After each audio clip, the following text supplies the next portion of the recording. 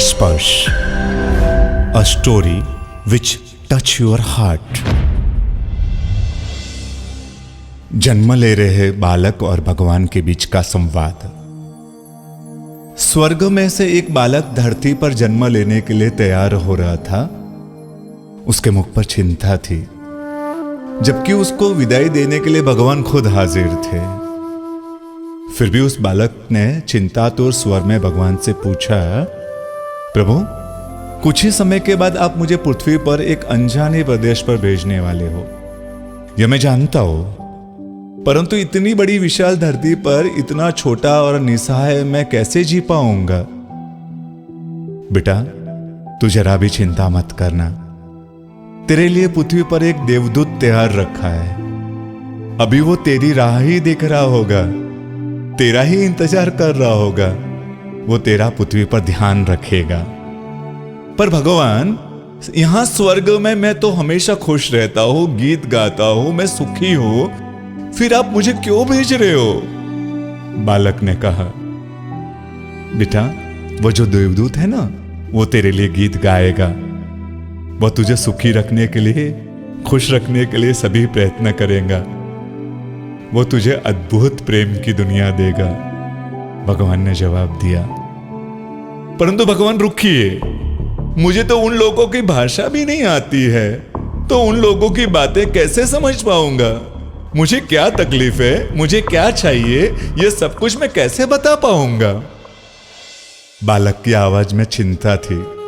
भगवान ने हंसकर कहा, तूने कभी कल्पना भी नहीं की होगी, ऐसे मीठे और प्रेम भरे शब्दों से वह देवदूत तुझसे बात करेगा और खूब धीरता के साथ तुझे बोलना और उनकी भाषा समझाने की, सिखाने की कोशिश करेगा।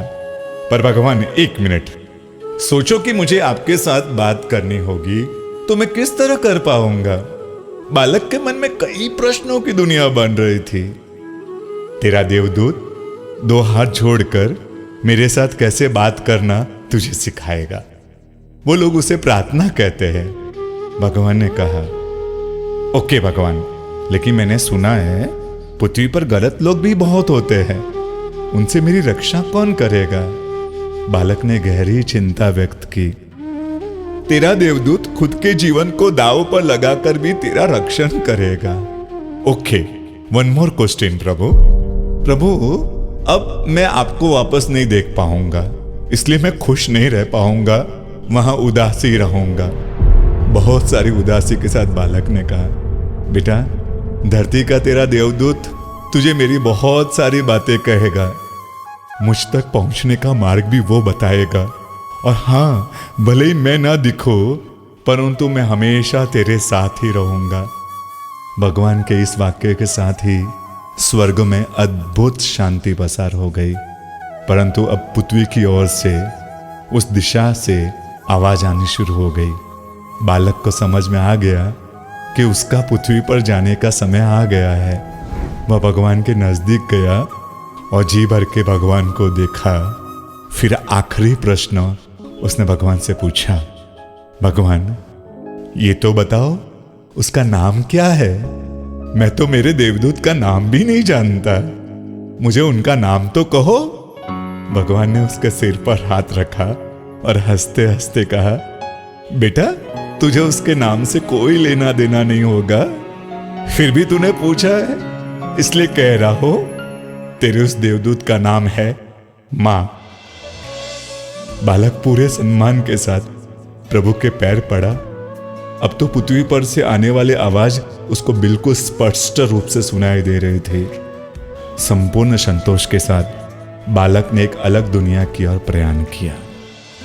बिगड़ी किस्मत भी संवर जाएगी, जिंदगी तराने खुशी के गाएगी। तेरे होते किसका डर, तू दुआओं का है घर। मेरी माँ